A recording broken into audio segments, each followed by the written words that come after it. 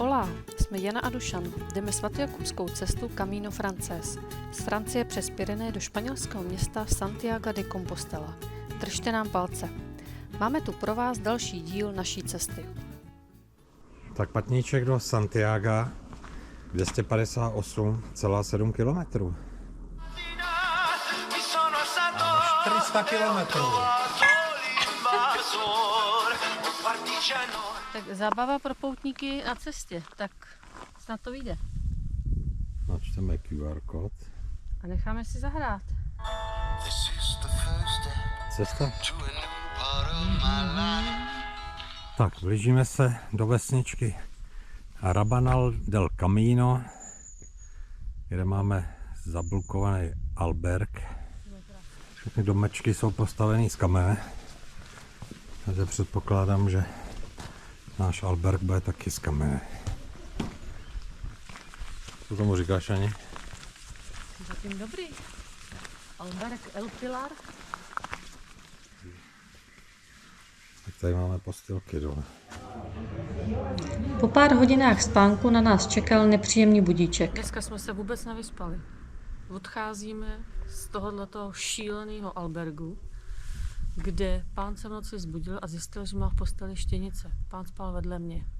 Okamžitě jsme začali všichni balit a opouštíme tento alberg. A doufáme, že ty štěnice jsme tam nechali. Dobré ráno. Tak, vyšlápli jsme jeden kopeček, teď nás čeká další kopeček. Je 6:30 ráno, změna času. Měli jsme budíček, tak vyrážíme.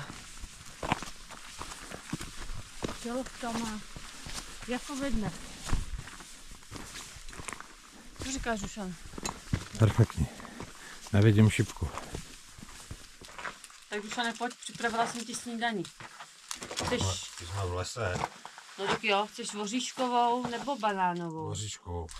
Voříškovou, mandarinku, dobrou chuť. Stoupáme stále po šutrech lesem. Tam bude už vrchol. To je krásné. Je krásně vidět údolí. Tamhle je druhý údolí. Je tam mlha. To je peřina. Tak už se zase pomalu škrábeme do hor. Jsou to zase kopečky. Nahoru do kopečka! Buen camino peregrino. Hope to see you on my way. Vypadá to, že Jani hledá štěnice. Jsou tam. Vyklepávám spolubydlící.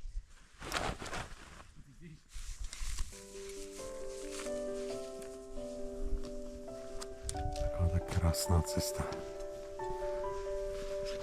Kde se vzal? Tu se vzal. V horách nějaký bárek tamhle.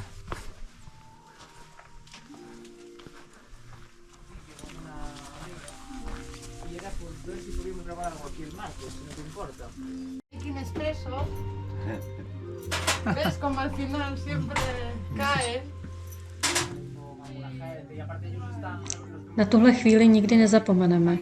Děkujeme, paní Sofie. Tahle skvělá paní majitelka. A jsme u vesničky Maniarín. Tyhle hory se jmenují Cordillera Cantabrica. I know you told your friend you're not okay. And tell me what's wrong and why you never said you felt that way. Guess you're trying to stay strong and fake a smile until I look away. But I've known you too long. Janě, proč tak klepeš těma hulkama? Odháním všechny hadice v okolí. A že tady budou. Fade away. As you fade away. Cordillera. Yeah, I'm about to fade away. Cause every time I wake up I feel like it's Je zase výživná cesta. Jak se ti jde, Jani?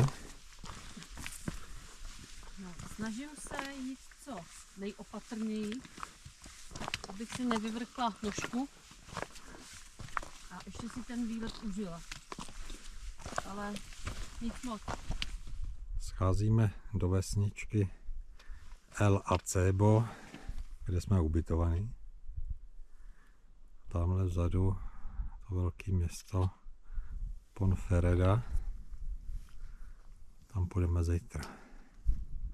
Tak z tohohle krpálu jsme šli.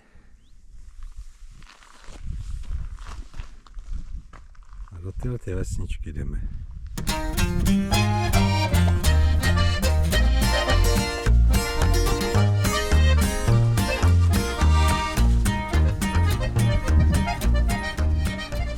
Tak Jani, tam máme takovýhle pokojíček.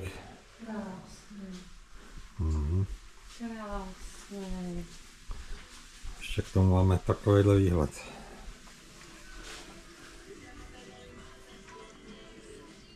Tak je 7:45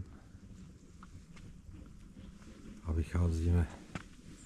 Jdeme tamhle do toho města, to projdeme.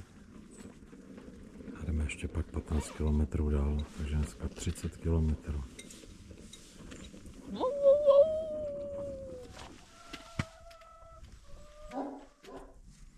Tak pojď už a nejdeme. Jdem. Pojď. Tak, slezli jsme z kopce z hor dolů, sem do hezkého městečka.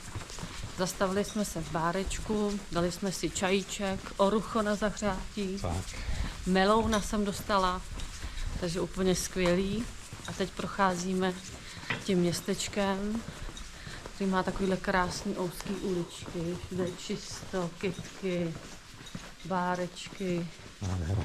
nádherný. Je to kus historie, krásný. Všechno z kamene postavený. Všechno moc hezký. A jde se nám dobře a má být i krásný počasí dneska. Už jsme dali bundy. Má být 18 stupňů a sluníčko.